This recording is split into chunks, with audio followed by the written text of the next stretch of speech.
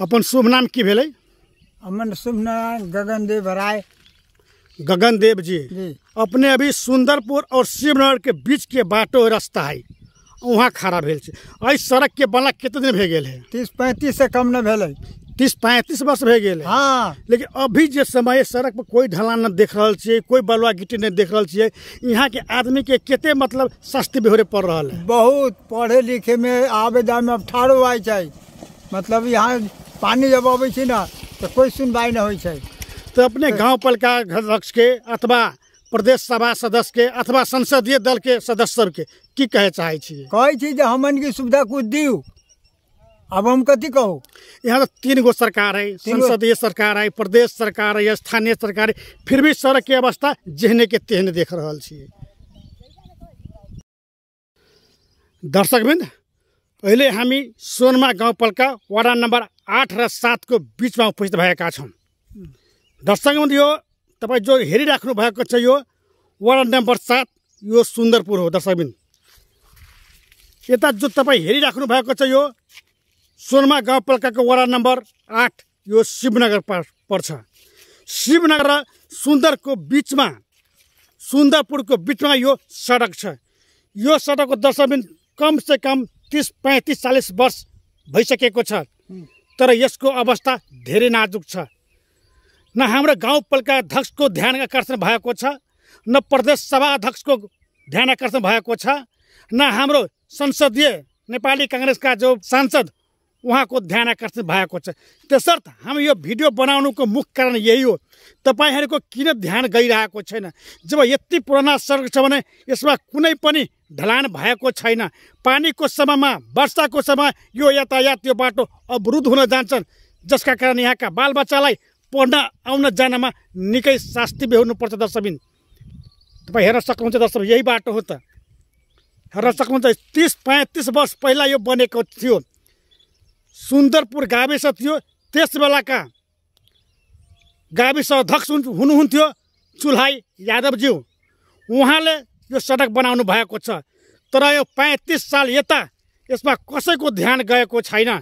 तर जहाँ गाउँमा सडक बन्नुपर्ने थिएन, आवश्यकता छैन, त्यो ठाउँमा सडक बनिरहेको छन्। तर यसमा तपाईँ हेर्न सक्नुहुन्छ शिवनगरको मलाई लाग्छ कम से कम 20-25 वटा विद्यार्थीहरू सुन्दरपुर माविमा पढ्दै आउनुहुन्छन्। तर बर्सातको समय मलाई निकै शास्ति बर्नुपर्छ। त्यसर्थ हाम्रो यो मुख्य माग छ उहाँहरूसँग कम से कम यसमा तपाईँ लगानी लगाइदिनुहोस्, कम से कम बजेट विनियोजन गरिदिनुहोस्, यसको ढलान गरिदिनुहोस्, ताकि यहाँका जनताहरूलाई आवाज जानमा नहोस्, सर्वसाधारणलाई पनि कुनै किसिमको अप्ठ्यारो नहोस्। प्रदेशको बजेट पनि विनियोजन भएका छन् र सङ्घीय सरकारबाट पनि बजेट विनियोजन भएका छन्। तर यो बाटो परेका छैन। प्रदेश सभा अन्तर्गत पनि यो बाटो परेका छैनन् र सङ्घीयको जुन हाम्रो सांसद हुनुहुन्छ उहाँको पनि कोटामा परेका छैन। किन परेको छैन यो बाटो? कारण के हुन सक्छ? वास्तवमा यहाँका जनतासँग उहाँको मतलब छैन कि यो क्षेत्रसँग कुनै मतलब छैन कि के कसो हो?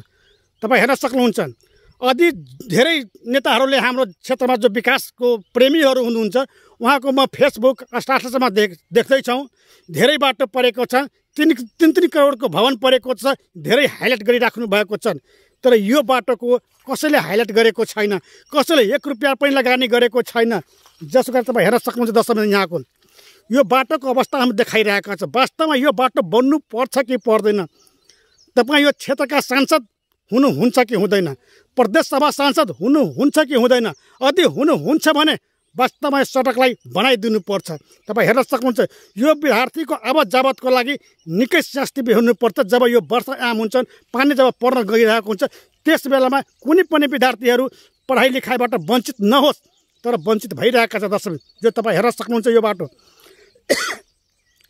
हाम्रो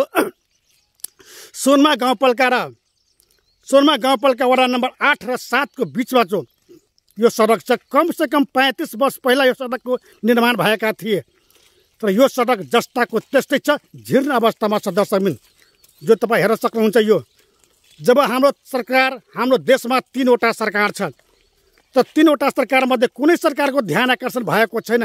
त्यसर्थ हामी यो भिडियो बनाउन गइरहेको छु। वास्तवमा तपाईलाई आकर्षण होस्, ध्यान आकर्षण होस्, यो सडक बन्नु पर्छ कि पर्दैन, यसमा बजेट थप्नु पर्छ कि पर्दैन, अहिले थप्नु हुन्छ भने वास्तवमा बजेटलाई थपेर विकासको कार्यमा जोड लगाउनुहोस्, गर्न सक्नुहुन्छ। यो विद्यार्थी बस हो, यो विद्यार्थीहरूको ल्याउन र जानमा निकै शास्ति बेहोर्नुपर्छ। तर हाम्रो गाउँपालिकाको, हाम्रो प्रदेश सभा सदस्यहरूको अथवा प्रतिनिधि सभाको सदस्यहरूको ध्यान आकर्षण भइरहेको छैन। त्यसर्थ हामी ध्यान आकर्षण गराउन चाहन्छु।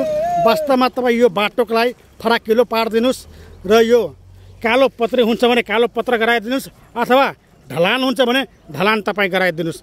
वास्तवमा यसको अवस्था दयनीय छ। यहाँको मानिसको आवत जावतको अवस्था दयनीय भइरहेको छ। त्यसर्थ सम्बन्धित निकायसँग हामी पटक पटक अनुरोध गर्न चाहन्छु, वास्तवमा यो सडकलाई बन्नु पर्छ कि पर्दैन। यदि बनाउनु हुन्छ भने इमान्दारीका साथ बनाइदिनु, किनभने जनता तपाईँलाई धेरै माया गरेर जिताएका छन्, धेरै भ्यालुएसन दिएका छन्। किनभने तपाईँले एक एक मतको कदर हुन्छ दर्शक, तपाईँको एक एक जनताले एक एक गरिबले तपाईँलाई मत दिएर जिताएको छ, किनभने विकास गर्नको लागि। तर यसको अवस्था तपाईँ हेर्न सक्नुहुन्छ। त्यसर्थ हामी पनि निवेदन गर्न चाहन्छौँ यहाँका प्रतिनिधि सभाहरूलाई, प्रदेश सभालाई र गाउँपालिका अध्यक्षज्यूहरूले जान्छन्। तर बसको आवत जावतमा निकै समस्या भइरहेको छ, जो तपाईँ हेर्न सक्नुहुन्छ। एउटा बाटो मात्र छ, यो बसको एउटा बाटो मात्र छ। डबल बाटो भइदिएको भए आउन जानमा उहाँलाई सजिलो हुन्थ्यो, तर त्यसो हामी देखिरहेका छौँ। तपाईँ हेर्न सक्नुहुन्छ यो बसको अवस्था तपाईँलाई म देखाइरहेको छु वास्तवमा के छ भनेर। हेर्न सक्नुहुन्छ यो बसको अवस्था तपाईँलाई म देखाइरहेको छु।